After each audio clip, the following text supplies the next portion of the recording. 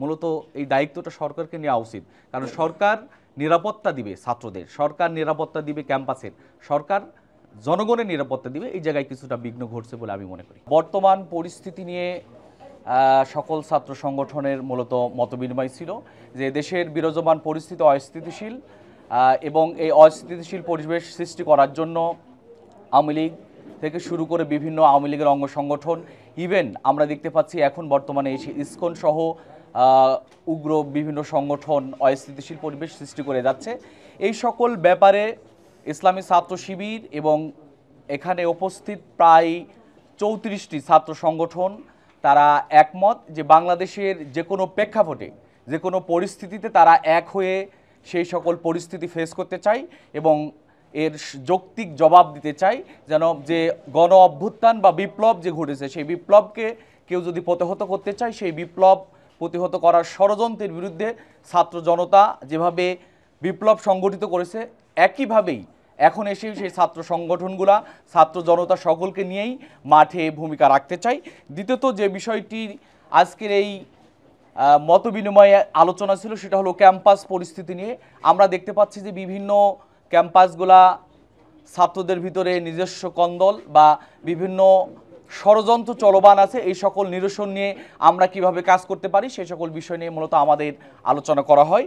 এবং গুরুত্বপূর্ণ একটি ইস্যু ছিল যে ছাত্র সংসদ নির্বাচন, এবং দেশে ছাত্র রাজনীতি নিষিদ্ধ নয় বরং ছাত্র রাজনীতির সংস্কার করা, এবং সেই সংস্কারটা কিভাবে হতে পারে তার প্রাথমিক আলোচনা বা মতামত আমরা পেয়েছি, আলোচনাগুলো আসছে। এবং এ ব্যাপারে সকল ছাত্র সংগঠনগুলো একমত যে ছাত্র সংগঠন বা ছাত্র রাজনীতি নিষিদ্ধ নয় বরং সংস্কারের মধ্য দিয়ে ছাত্রদের পক্ষে ছাত্ররা যেটা চায় সেই সুন্দর পরিবেশ সৃষ্টি করার মধ্য দিয়ে মেধার বিকাশ ঘটানোর পরিবেশ সৃষ্টি করা এবং সকল ছাত্র সংগঠন ক্যাম্পাসে সহাবস্থান নিশ্চিত করার মধ্য দিয়ে একটা সুন্দর পরিবেশ বজায় রাখা, এরকম কিছু বিষয় নিয়ে আমাদের আলোচনা করা হয়। এবং সেই সাথে গুরুত্বপূর্ণ আরেকটি বিষয় নিয়ে আজকের এই মতবিনিময়ে আলোচনা করা হয়, সেটা হলো যে শিক্ষা সংস্কার।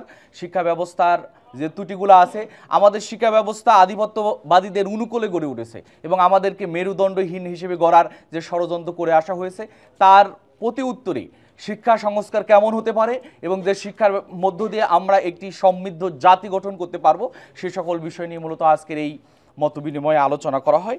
সর্বশেষ বৃহত্তর যে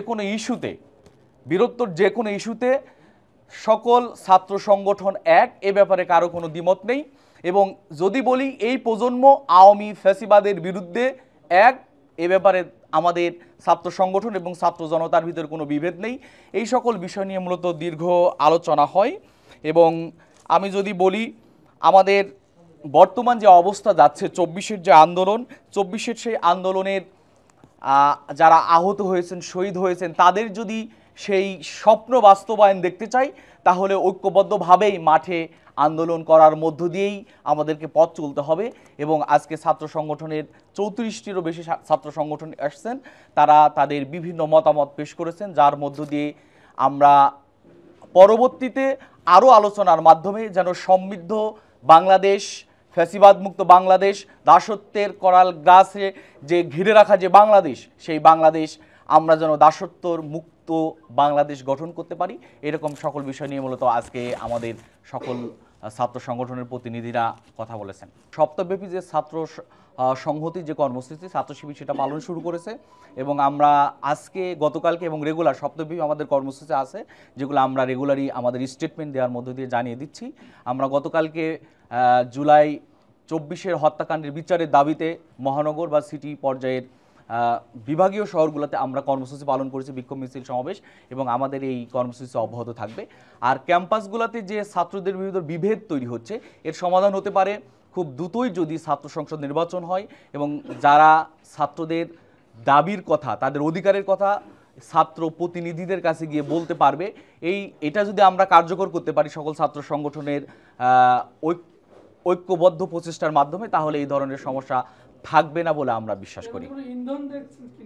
নিঃসন্দেহে এর ভিতরে ইন্ধন আছে এবং আমার কাছে মনে হয় যে যে ক্যাম্পাসগুলোতে সংঘাত হচ্ছে সেই সংঘাতে আমি প্রথমত মনে করি যে এটা সুষ্ঠু তদন্ত হওয়া উচিত এবং সরকারও এখানে কার্যকর ভূমিকা রাখে নাই বলে এটা প্রমাণিত হয়েছে অন্তর্বর্তীকালীন সরকার এবং বিভিন্ন মহল বিভিন্ন জায়গা স্পেশালি ফ্যাসিবাদের দোসররা এখনও দেশ থেকে যায় নাই, তাদের দোসরদের নগ্ন হস্তক্ষেপ আছেই।